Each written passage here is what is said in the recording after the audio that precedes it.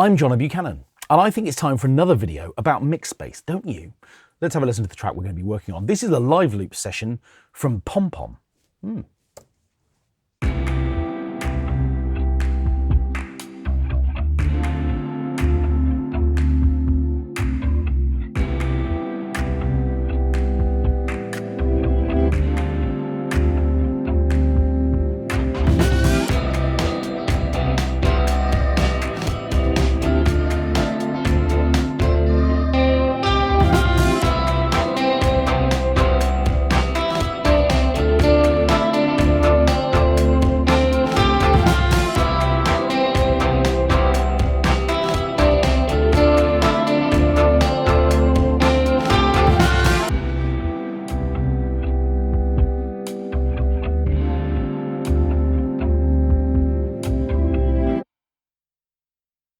As always, with the tracks that we look at from live loops, if you want to go and play with these sounds, you absolutely can. As I say, this is the Pom Pom session, which I think is newish.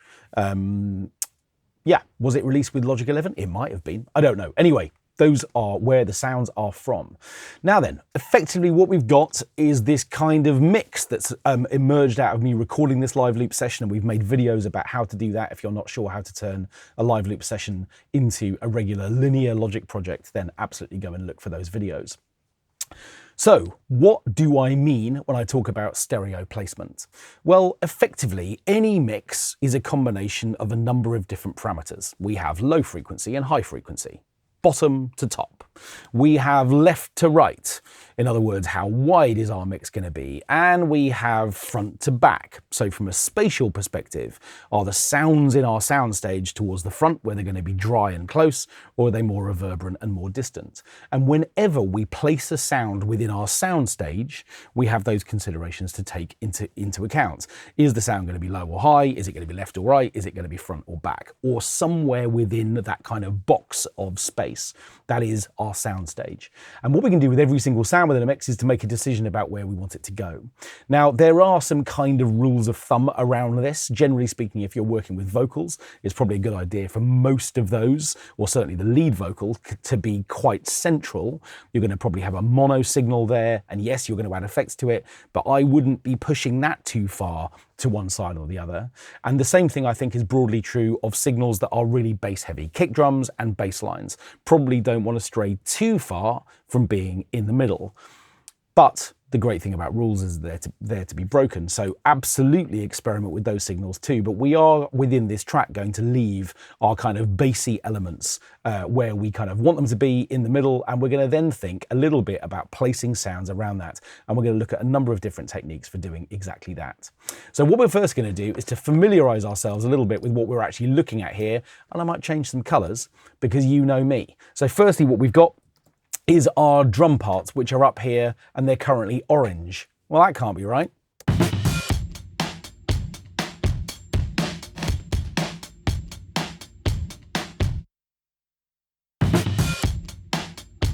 There's something a little bit sort of Song 2 by Blur about that drum line.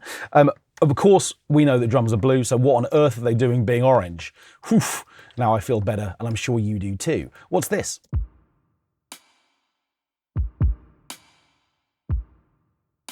Okay, a little half-time sort of programmed beat thing. Does it stay half-time?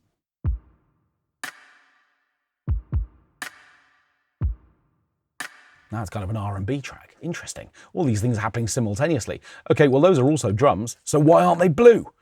Gonna lose my temper. I think we can probably do the same thing immediately here. We've got some claps, lighter blue.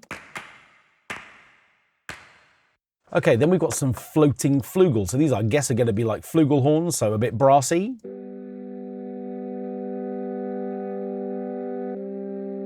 That's rather nice. Doesn't that need a bit of reverb? Sort of feels like it might.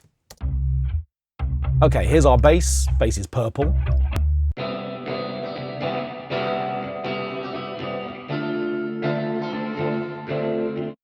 Okay. There's our main guitar parts.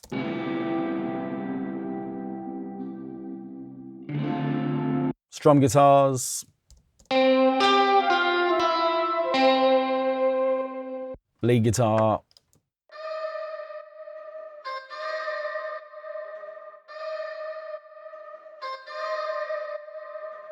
Interestingly, that's been recorded with some sidechain compressions. We've got a little bit of pumping on it. It's quite nice. Our reverse guitars. Ah, what is it about reverse sounds? Just always good.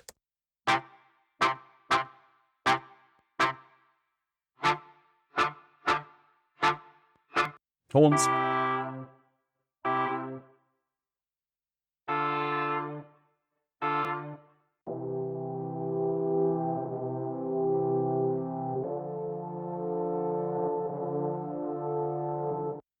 Oh, a nice sort of colliery band feel. It very much feels like the flugels and the horns kind of belong together, doesn't it? Let's put those next to each other. Even though they're not playing at the same time, they definitely feel like a pair.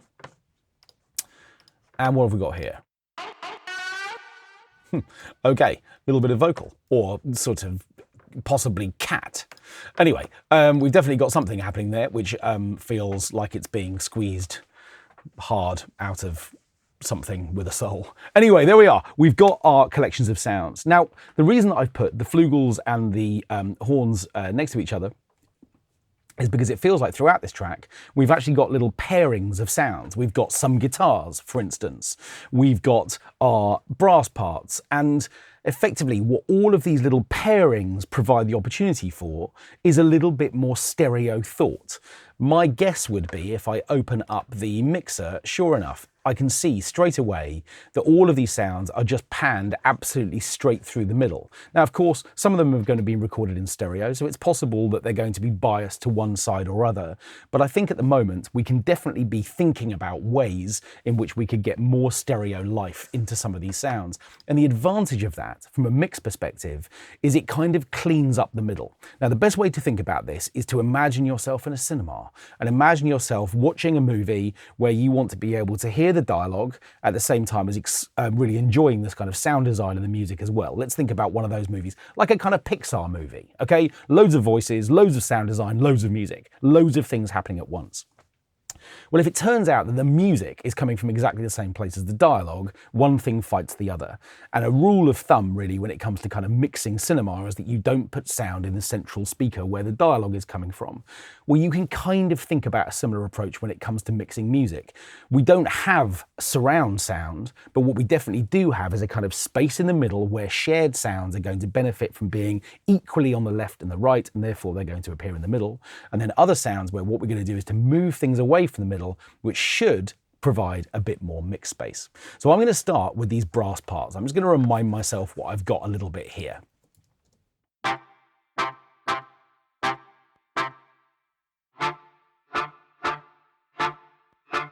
Okay, so let's take these stabs. What we're going to do now, I'm just listening to them. I'm going to listen to them one more time, and what I'm going to do this time is to look at where they appear in the stereo field.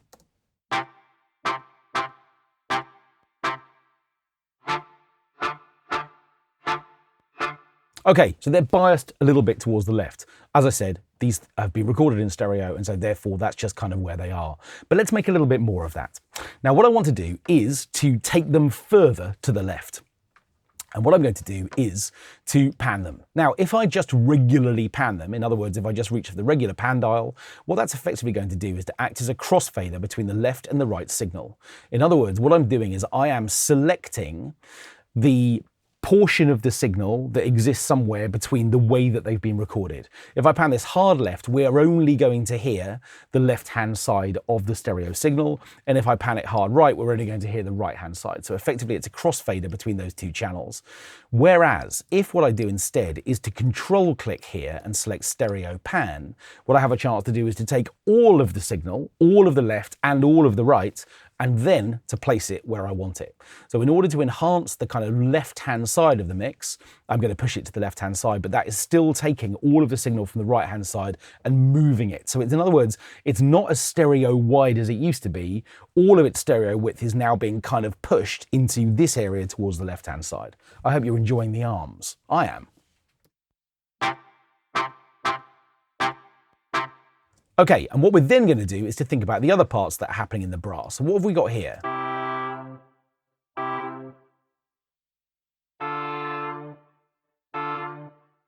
So we've got our little pure soul synth horn stabs. Not very stabby, but nevertheless, I understand what they're talking about.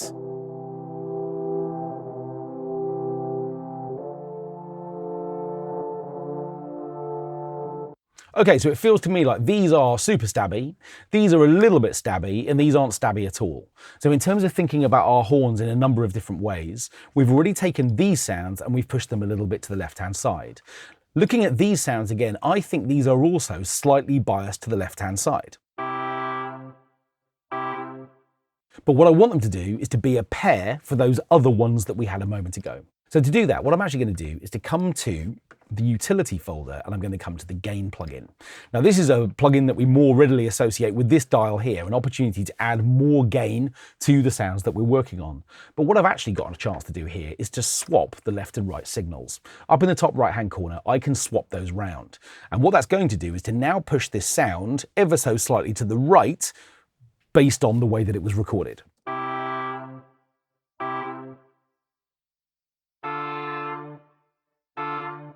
So if you're working with samples or loops from the loop browser or any stereo sound that has a natural leaning one way or the other and you want to turn that around, come to the gain plugin and simply swap over the channels. That's a nice place to start. And then we can repeat our trick of turning this into a stereo pan dial. And then what we can do is to push it a little bit to the right hand side. And now what we're going to find is we've got this kind of sounds, these two sounds are kind of paired, one on the left, one on the right.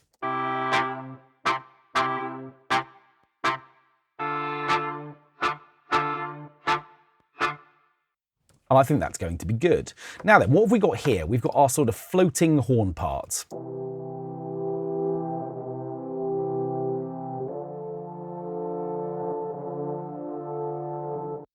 Now I want to make more of the kind of sense of stereo in this sound too, but I kind of want this to be the middle of the sound. I want it to stay central, but I want it to feel wider and bigger than it does right now. What I'm going to do is to come to the imaging section, and I'm going to come to the direction mixer. Now what this allows me to do is to create a kind of stereo spread effect.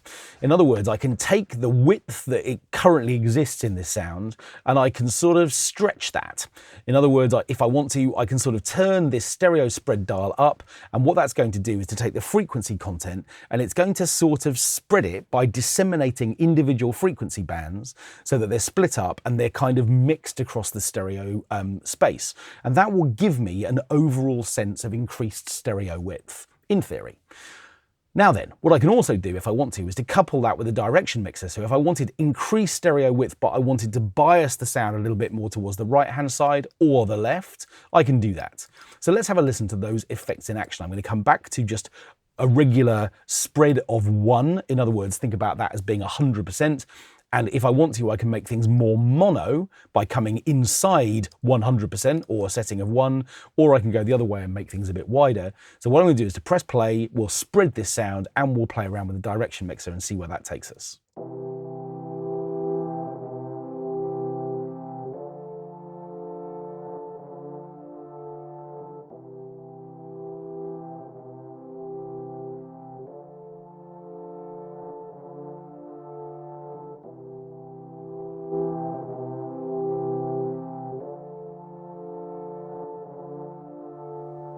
So let's make this sound a little bit more kind of floaty and ethereal, and that's fine, but it's not quite what I want. What I almost want is to say, okay, well, I'd like to apply some stereo spread to this sound. I'd like the kind of bottom, brassy, full, rich, sonorous bit to kind of stay a bit more mono compatible, but to take the high frequency content and to split that out and make it a little bit more spread. And I can do that by pressing the split button here. And what this then does is to say, okay, I've got an independent direction for high frequency content and low frequency content. So I could, for instance, say, okay, I want the kind of low horns to be slightly biased to the left-hand side. And what I want to do is to take the high horns, or the high frequency content of the horns, and spread it a little bit more to the right-hand side. Well, that'd be quite an interesting thing to do without me touching anything else. Here's none, and I'll punch it in halfway through.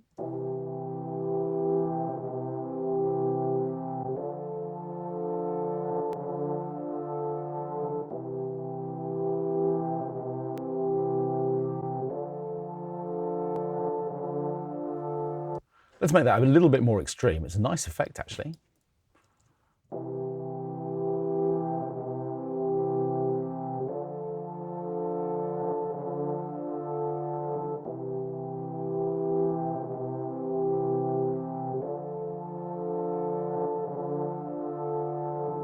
So what I've done there is just change the crossover point. So that's the point where low frequency becomes high frequency. So that effectively I'm including more of the signal below a certain frequency, and that's part of the low direction.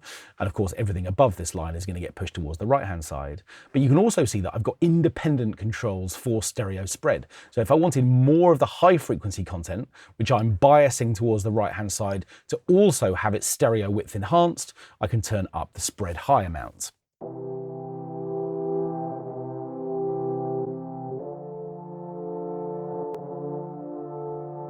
Now, all of this is making everything a little bit quieter because there's less of it in the middle. So I'm just going to turn up the dial for those horns. Okay, so effectively I've got a little bit more volume there just on that individual part. Let's listen to all three together.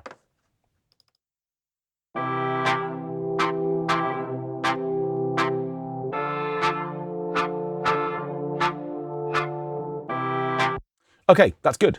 What we're also going to do is something similar with the guitars. So I've currently got this main rhythm guitar doing this.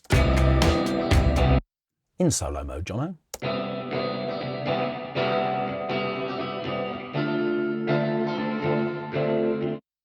Okay, so what this is effectively doing is providing all of this power and drive. It's a really full frequency sound and it's right down the middle of the mix. Does it need to be? Now, what's so interesting about when we start thinking about working with stereo width, and this is a really important consideration, is that lots of us work on headphones for lots of good reasons. We hear the detail and the clarity, and let's be honest, they're quite friendly to the neighbors, aren't they, headphones? But the only problem is that any pan move on headphones tends to feel unbelievably bold. Think about it like this. If I bias a sound exclusively to the left-hand speaker in my studio, some of it is still going to reach my right ear because the sound is coming out of that speaker, but it's going into a space. And if I put my hand over my left ear, I'm still going to hear some of that signal in the right ear. If I pan a sound and I'm listening on headphones, I can make it only come into my left ear. And as a result, any pan move away from the middle feels amazingly bold. Too bold. And as a result of the fact that most of the time what we do is to play it safe and leave sounds in the middle. But again, that's not really how we're going to hear sounds. You're going to hear music live or listen to music on a pair of speakers. And as I say, the signals from the left will reach your right ear and vice versa. And so suddenly we don't have that extreme sense of pan. Go and listen to early Beatles records that were recorded in just 2-track or 4-track, and you'll hear what I mean, where effectively we have entire instruments on only one side of the mix. And yet, if you play that music out of speakers, it doesn't seem nearly so extreme as if you plug in a pair of headphones. And of course, that really makes the point. So what could we do with a rhythm guitar part like this? Well, we've already seen some techniques. What do I want to pair it with and where do I want to place it? But what I'm actually going to do with this sound, rather than using one of the techniques that we've explored already, is I'm going to use a little bit of the Haas effect to place this sound. Another way of me being able to put a sound somewhere in the mix. And to do that, what I'm going to do is to come to delay, and I'm going to come to sample delay. Now, what this allows me to do, we've made a whole video about the Haas effect, so do go and look at that. We're going to do this relatively quickly.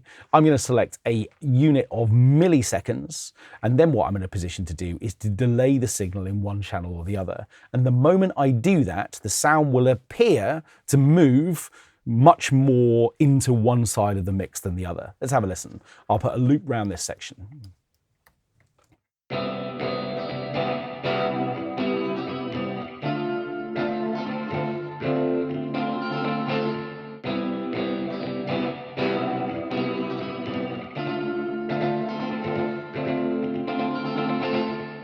Now, I've overplayed this to kind of make the point. The moment we delay the right-hand signal, the sound appears to move to the left-hand side. Because we hear it there first, we assume the sound is over there. That's what the Haas effect is. And I've made it really extreme so that you can really hear that happening. But if we make it much less extreme, let's suppose we come to a delay time well under 30 milliseconds, we'll get the kind of effect of that panning.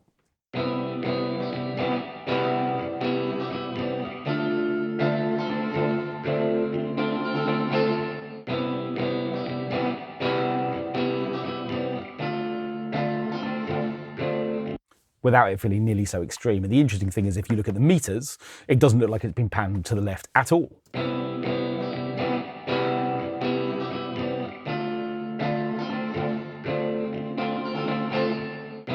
So we've got that kind of slightly clattery thing. Now again, this sound is important enough that I don't want to get it miles away from the kind of middle of the mix, but I also don't feel like it needs to be right in the middle. So what I'm going to do is just slightly increase that delay time on the right-hand channel, and that's going to take this guitar and slightly push it to the left-hand side. Okay, just out of interest, how have just those changes made a difference to the section or this part of the track?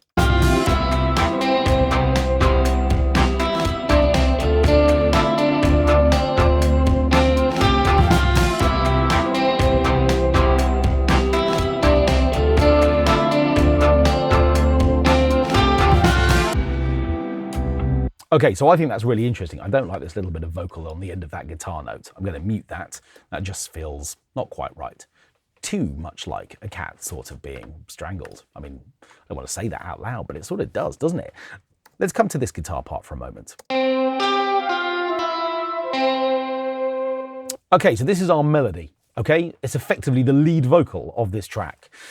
Does that mean that I have to have it play through the middle? Well, I've just taken this guitar part, which in a way is just kind of as arresting a sound. It draws as much of our attention, and I've slightly pushed it to the left-hand side. I think we can almost treat this like a pairing. I am going to just come to the stereo pan and move this just a little bit. Now, it's a tiny amount of change, but the reason why I'm introducing it is because we've got all of the potential of what the stereo field looks like. And as I've already said, I feel like we really underuse that. So even for sounds that you kind of do want to feel are central, just experiment with moving things tiny little bits to the left and to the right. And what I'm actually going to do as we listen back is to see how far I can push that sound before it stops feeling like the lead part of the track. I think we could probably go further than +10.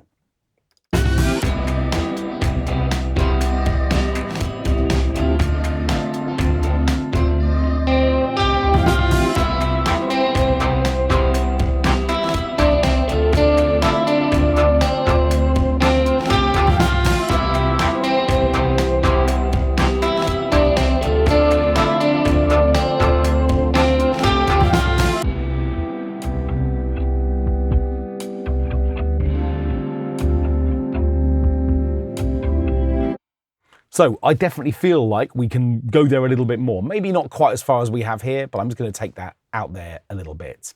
And then we've got a couple of other guitar parts that definitely feel like they could go somewhere else too.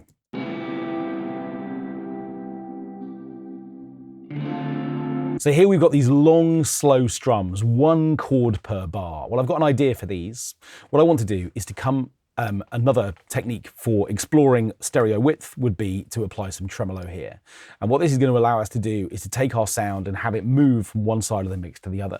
Now, generally when we think about tremolo effects, we think about things that rapidly move from one side to the other. I want the opposite effect here. I want a movement that is every single bar. And what that means is that I'm setting a rate, I think, of 2 bars. In other words, all of what's about to happen is going to play out over 2 bars. And then what I have a chance to do is to decide how smooth I want the movement to be. Well, I don't think I want it to be smooth at all.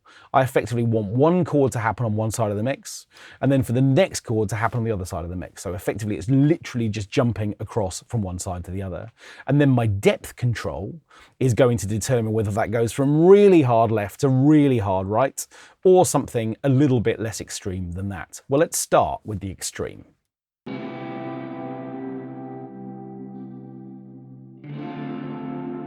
You know what? They're 2 bars apart, these chords, which means that actually needs to be a rate of 4 bars. Once more with feeling.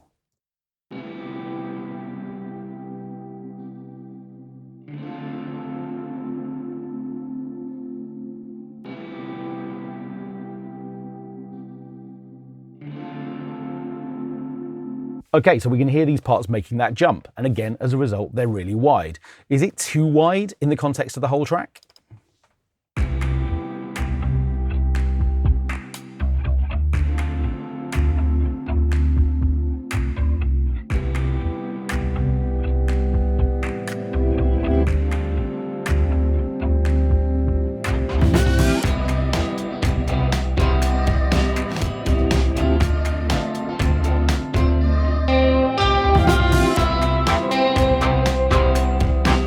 Well, if you think the answer is yes, that's fine. We can just rein in the depth control a little bit. And of course, remember that is also something that we could automate.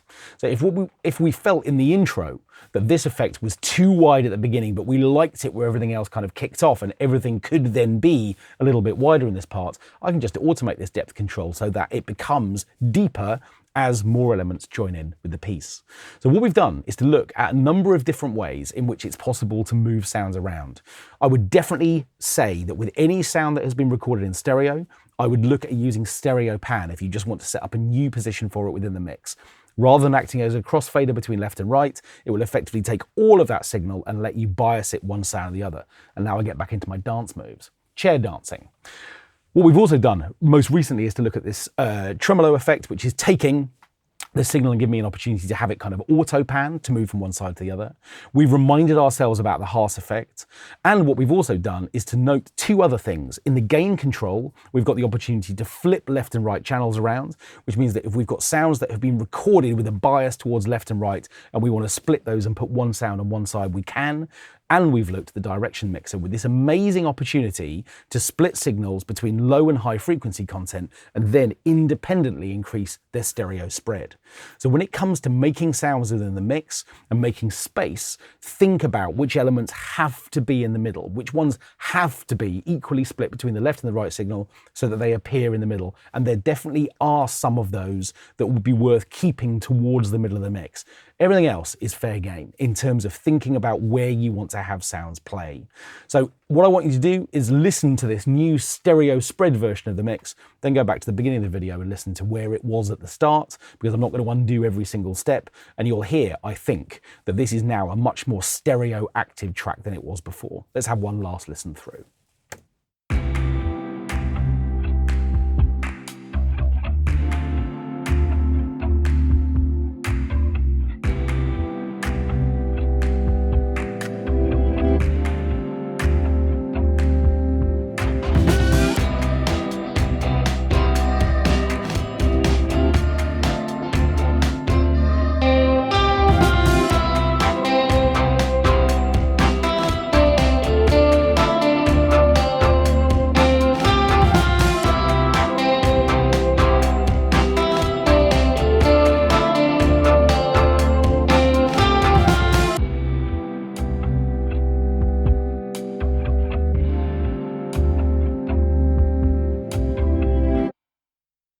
You know, I said one last listen through. There is one more thing I'm going to show you. Of course, what we can also do is to take, let's say, a sound like this lead guitar.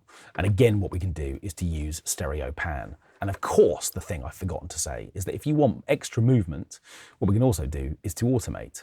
So if I come to the pan dial, which I'm going to find in the main section, and I want an absolute pan level, I'm going to just make this really easy. What I'm going to do with this guitar part is to have it start on one side and move across to the other. And this, of course, is another way of introducing stereo movement through your tracks. Now, it's a bit of a special effect, this. This is definitely not something I'd say do on the lead vocal, but nevertheless, what this is going to do is to take this guitar part and have it just move across the stereo field. Another quite arresting little mix moment, I think. Let's make it really extreme so we can hear it fully.